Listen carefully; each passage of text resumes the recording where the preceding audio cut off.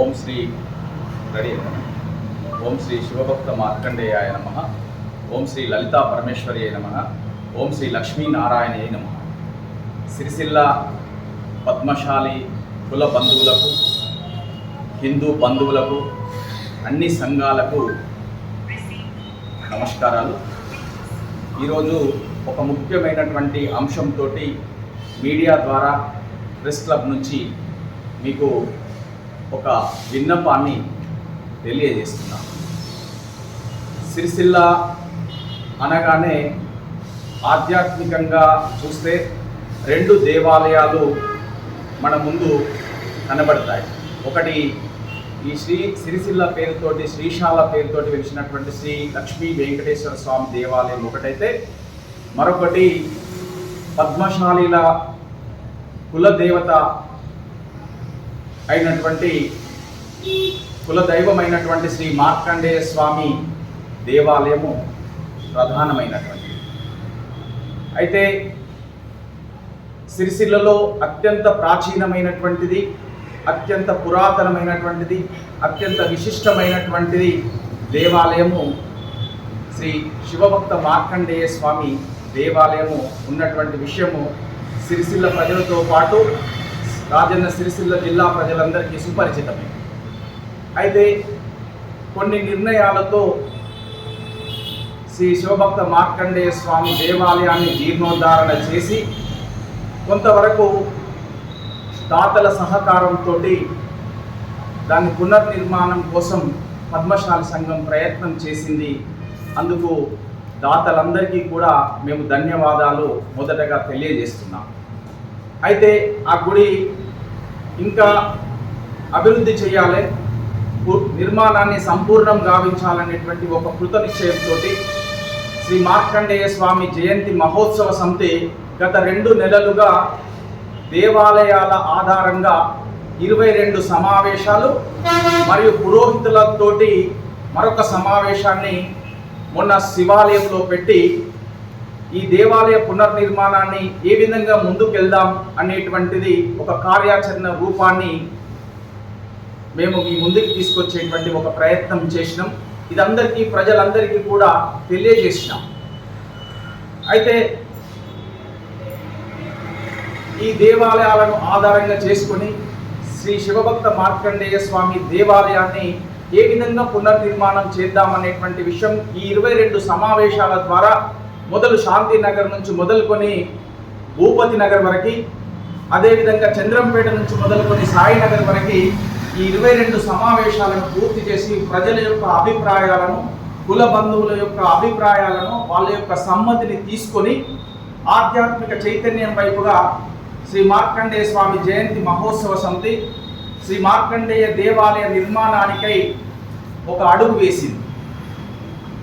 అయితే ఈ కార్యాచరణను ఏ విధంగా తీసుకుంటున్నామనంటే, గతంలో అయోధ్య రామాలయ మందిరానికి నిధి సమర్పణ కార్యక్రమం ఏదైతే సిరిసిల్లలో మేము చేసినామో, ఆ అయోధ్య రామ మందిరానికి నిర్వహించినటువంటి నిధి సమర్పణ కార్యక్రమమే సిరిసిల్లలో నిర్మాణం చేసేటువంటి శ్రీ శివభక్త మార్కండేయ దేవాలయానికి దానినే మేము స్ఫూర్తిగా భావించి అదే విధంగా అదే తరహాలో ఈ నిధి సమర్పణ ప్రయత్నం చేస్తూ ఉన్నాం.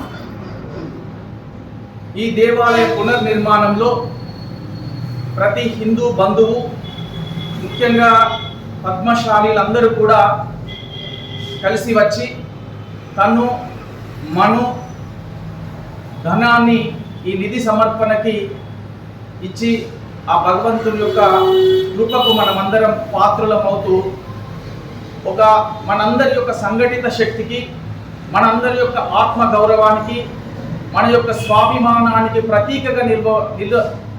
ప్రతీకగా నిలవబోయేటువంటి శ్రీ మార్కండేయ స్వామి దేవాలయం పునర్నిర్మాణంలో ఇది ఒక ప్రతీకగా భావించి మనమందరం కూడా పనిచేద్దాము అనేటువంటిది ఒక కృత నిశ్చయము వీళ్ళందరికీ చెప్పడం జరిగింది ఈ సమావేశాల ద్వారా.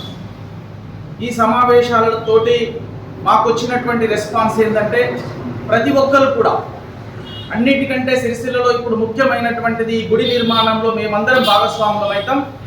మాకు తోచిన విధంగా మేము నిధిని సమర్పణ చేస్తాం.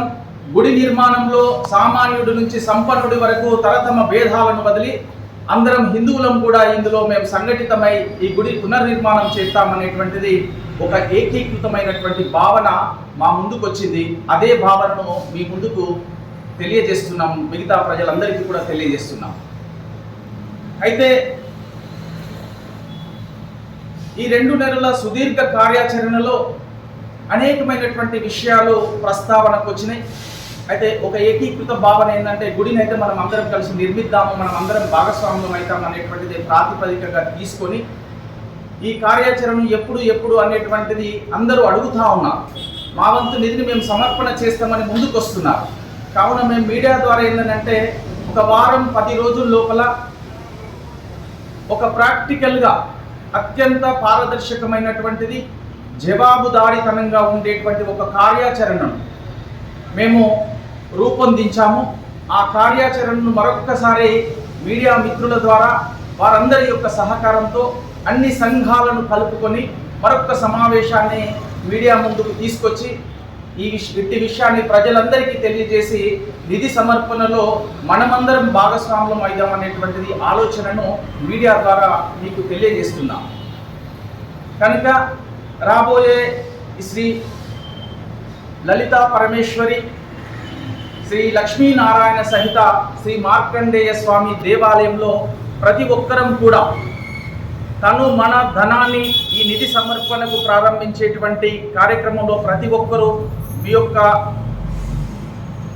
అమూల్యమైనటువంటి సమయాన్ని ఈ నిధి సమర్పణకి ఇవ్వండి. అదేవిధంగా మీకు తోచిన విధంగా ఎవరిని కూడా బలవంతం చేయమండి. గతంలో మీరు చూశారు, అయోధ్యలో 10 రూపాయల నుంచి మొదలు పెట్టినాం.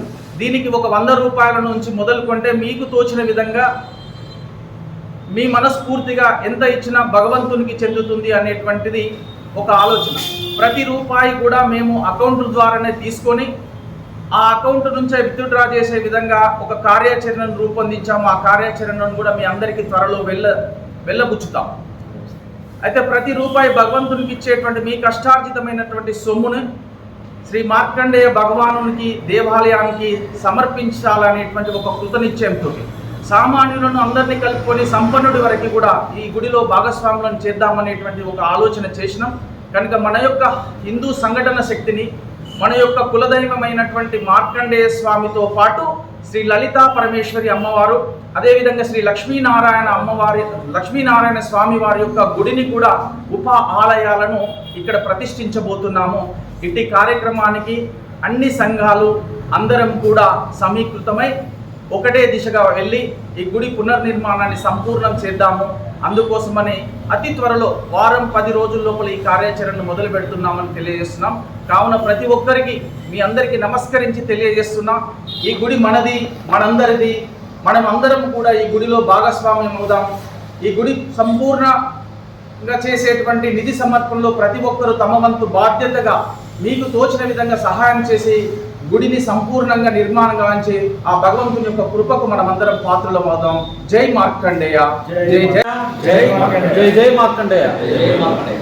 సిరిసిల్ల పట్టణ హిందూ బంధువులకు అలాగే పద్మశాలి కుల బాంధవులందరికీ తెలియజేయనిది ఏమనగా, గత 4-5 సంవత్సరాల నుంచి గుడి గురించి అందరిలో చర్చ జరుగుతుంది. మార్కండేయ గుడి గురించి. ఆ మార్కండేయ గుడి నిర్మాణం కొంచెం మేరకు చేసి ఆపారు కాబట్టి అది ఏ రకంగా జరిగింది, ఎట్లా జరిగింది. కానీ ఇప్పుడైనా కూడా ప్రతి ఒక్కరం లలితా పరమేశ్వరి దేవాలయం, అలాగే లక్ష్మీనారాయణ స్వామి దేవాలయం, మార్కండేయ స్వామి దేవాలయం, ఈ 2 ఉప ఆలయాలతోని మనం పూర్తి స్థాయిలో నిర్మించుకోవడం కోసం పెద్దలతో మాట్లాడడం జరుగుతుంది. ఇదివరకున్న కమిటీలు ఏమున్నా వాళ్ళందరి సహకారంతో ఈ కార్యక్రమం చేస్తాం. ఈ కార్యక్రమము ఎందుకంటే ఇందాక శ్రీనివాస్ గారు చెప్పినట్టుగా అయోధ్యలో జరిగిన రామమందిర నిర్మాణానికి ప్రతి ఒక్కరి యోగదానం ఎలా అవుతుందో సిరిసిల్లాలో ఉన్న హిందూ బంధువు ప్రతి ఒక్క కుల బాంధవుడు కూడా మీ వంతు యోగదానం ఉంటే, మీ వంతు సహకారం ఉంటే మాకెంతో మానసిక ధైర్యం కూడా ఏర్పడుతూ ఉంటుంది. మీ సహకారం ప్రస్తుతానికి అవసరం. ప్రతి ఒక్కరూ ఇందులో పాలు పంచుకొని ఓ యోగదానంగా మీ సహకారంతో మందిరాన్ని నిర్మిస్తామన్నంత ఉల్లాసం, ధైర్యం కూడా మాకుంది. మీ ధైర్యాన్ని మాకు ఇవ్వాలని అందరినీ వేడుకుంటున్నాం.